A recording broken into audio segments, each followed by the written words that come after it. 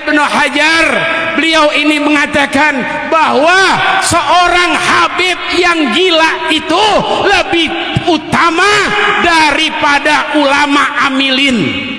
Seorang dikatakan wali, ia harus ittiba, mengikuti Nabi sallallahu alaihi wasallam, menjalankan perintah Nabi sallallahu alaihi wasallam dan menjauhi larangan-larangan Nabi sallallahu alaihi wasallam. Dalilnya firman Allah Subhanahu wa taala, ya ayyuhalladzina amanu tubu ilallah, tubu ilallah, tubu ilallah taubatan nasuha.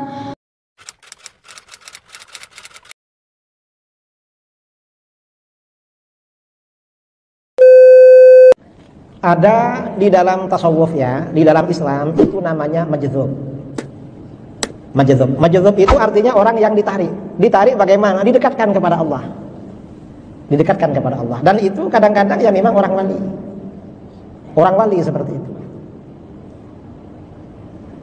Dan orang wali yang seperti itu gak ngerti uang, saudara, gak ngerti dunia. Ya memang ya ada orang seperti itu. Majadzub, orang-orang majdzub itu memang ada. Ya seperti sebagian Habib atau sebagian kiai yang majadzub memang benar-benar ada. Assalamualaikum warahmatullahi wabarakatuh. Alhamdulillah wassalatu wassalamu ala Rasulillah wa ala alihi wa sahbihi wa mawala amma ba'du. Sahabat anak pasar hijrah yang semoga selalu dalam lindungan Allah Subhanahu wa taala.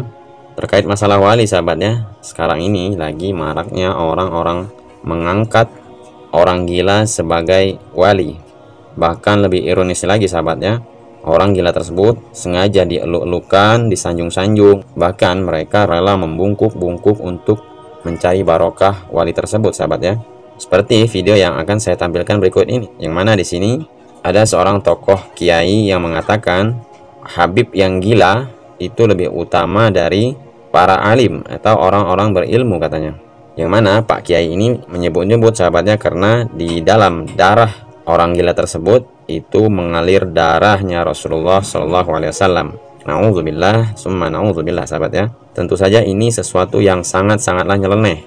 Kenapa saya bilang seperti itu? Karena tidak sepantasnya, sahabatnya, orang gila itu dijadikan seorang wali. Dan tentunya ciri-ciri seorang wali itu sudah Allah Subhanahu wa taala sebutkan di dalam Al-Qur'an. Bagaimana ciri-ciri mereka tentunya. Coba kita simak saja, sahabatnya, bagaimana di sini seorang tokoh kiai mengatakan bahwa Habib yang gila itu lebih utama dari orang-orang yang alim sekalipun. Kita simak videonya. Hajar pernah ditanya, seorang ulama pernah ditanya tentang afdoliyah nasab dan afdoliyah ahlil ilm, tentang keafdolan nasab atau keafdolan ilm. Maka Ibnu Hajar, beliau ini mengatakan bahwa seorang Habib yang gila itu lebih utama daripada ulama amilin. Seorang Habib yang gila itu lebih utama daripada ulama amilin. Ingat, kita nyari ulama yang amilin aja satu susah. Ulama yang mengamalkan ilmunya itu susah. Tapi seorang Habib yang gila, Habib yang gila lebih utama. Kenapa demikian? Karena Habib mulia bukan karena ilmunya, Habib mulia bukan karena kerjanya, Habib mulia karena di diri Habib tersebut ada dam darah baginda Nabi Muhammad sallallahu alaihi wasallam. Jadi nggak perlu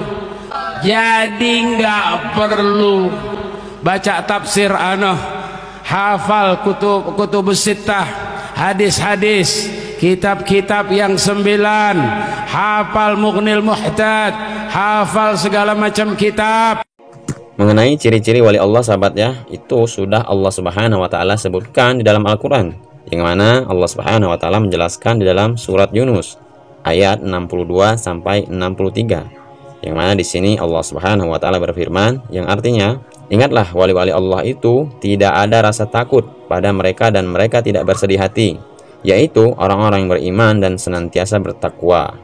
Jadi di sini sahabat ya, Allah Subhanahu wa taala telah menyebutkan dalam ayat ini yaitu sifat-sifat walinya. Yang pertama, Allah Subhanahu wa taala menyebutkan yaitu mereka yang memiliki iman yang jujur, dan sifat yang kedua, mereka bertakwa kepada Allah Subhanahu wa taala. Ketika menjelaskan sifat kedua ini sahabat ya, Nabi Shallallahu alaihi wasallam bersabda di dalam hadisnya yang mulia, yang mana Rasulullah Shallallahu alaihi wasallam mengatakan yang artinya, sesungguhnya orang-orang yang paling dekat denganku adalah mereka yang bertakwa, siapapun mereka dan dimanapun mereka. Jelas sahabat ya, di sini Rasulullah mengatakan orang yang paling dekat dengan Rasulullah yaitu orang yang bertakwa dimanapun mereka berada. Jadi sahabatnya sudah jelas di dalam Al-Quran dan hadis Rasulullah SAW tadi, di mana pintu-pintu wali Allah itu terbuka bagi siapa saja yang ingin menjadi wali Allah. Dan sebagaimana diketahui bahwa para wali Allah itu memiliki tingkatan yang dijelaskan oleh Allah dalam firman-Nya di dalam surat Fatir sahabatnya ayat ke-32, yang mana Allah Subhanahu wa taala berfirman yang artinya, kemudian kitab ini kami wariskan kepada orang-orang yang kami pilih di antara para hamba kami. Lalu di antara mereka ada yang menzalimi diri sendiri, ada yang pertengahan, dan ada pula yang lebih dahulu berbuat kebaikan dengan izin Allah. Yang demikian itu adalah karunia yang besar. Sebagaimana tingkat-tingkatan wali Allah itu, ini dijelaskan oleh Ustadz Firanda, yang mana Ustadz Firanda hafizahullah menjelaskan tentang tingkat-tingkatan wali Allah. Coba kita simak videonya. Wali yang sesuai dengan kriteria Al-Quran dan Sunnah itu seperti apa? Wali diambil dari lafal al-walayah yang merupakan lawan dari al-adawah. Adapun arti al-walayah adalah al-mahabbah. Jadi bukan wilayah, wali dari al-walayah. Al-walayah artinya al-mahabbah, kecintaan, dan juga artinya al-qarbu, yaitu kedekatan. Lawannya adalah al-adawah dan al-bughdhu, ya, artinya kebencian, dan al-bu'du, yaitu kejauhan. Oleh karena yang disebut dengan wali Allah adalah orang yang mencintai Allah dan dekat dengannya. Orang ini yang dikatakan wali Allah, yang mencintai Allah dan dekat dengan Allah Subhanahu wa taala, memiliki sifat-sifat, kriteria-kriteria. Apa saja kriteria-kriteria tersebut akan kita sebutkan ya sekarang.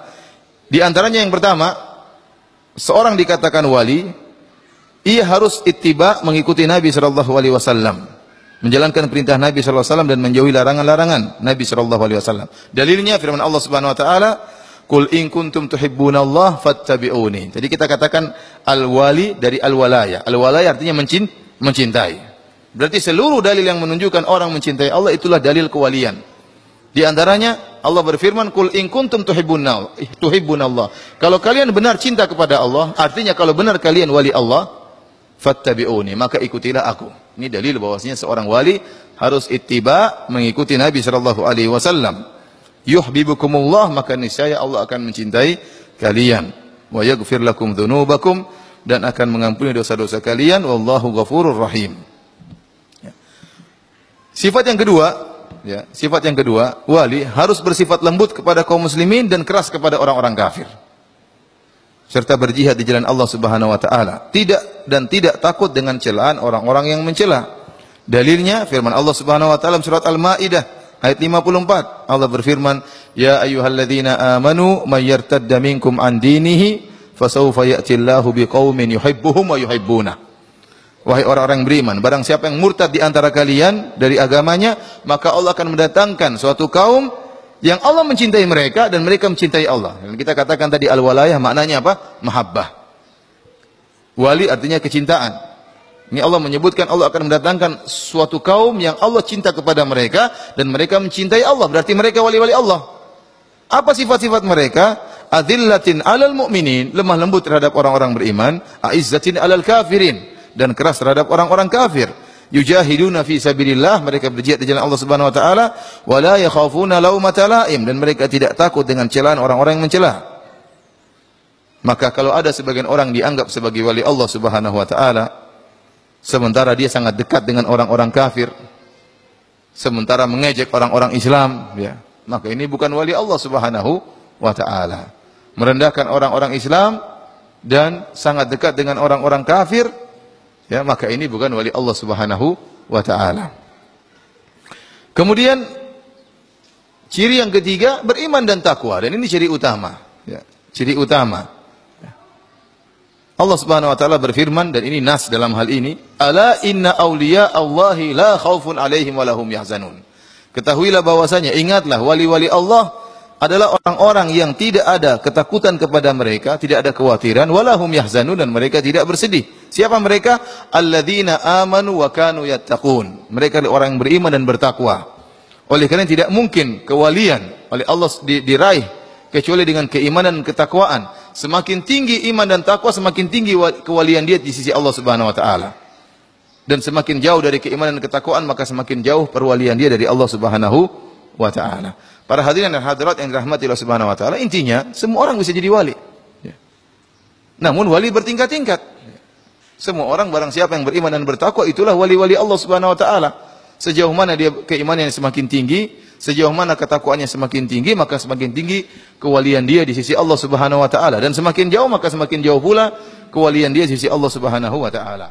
Dari penjelasan Ustadz Firanda tadi sahabat ya, sudah jelas bahwa wali-wali Allah itu memang orang-orang yang bertakwa tentunya. Dan perkataan dari kiai tadi yang mengatakan wali yang gila itu lebih mulia dari orang yang berilmu, itu jelas-jelas perkataan yang aneh dan tidak mungkin. Karena tentunya yang jelas orang-orang yang bertakwa itu sudah pasti dia adalah orang-orang yang berilmu dan tahu tentang hukum-hukum Allah, dan tidak mungkin orang-orang yang bertakwa itu tidak disertai dengan ilmu tentunya. Jadi sebagai penutup sahabatnya, semoga kita dijauhkan dari Allah Subhanahu wa taala dari pemikiran-pemikiran yang sesat dan menyimpang ini, yang mana tokoh kiai tadi mengatakan wali yang gila itu lebih mulia dari orang alim. Itu adalah perkataan yang tidak masuk akal dan jelas itu menyesatkan umat manusia. Mohon maaf sahabat ya, jika dalam video saya ini ada kata-kata yang menyinggung sahabat semua. Mungkin itu kekurangan saya pribadi, dan kepada Allah Subhanahu wa taala saya mohon ampun. Saya akhiri, wabillahi taufiq wal hidayah. Wassalamualaikum warahmatullahi wabarakatuh.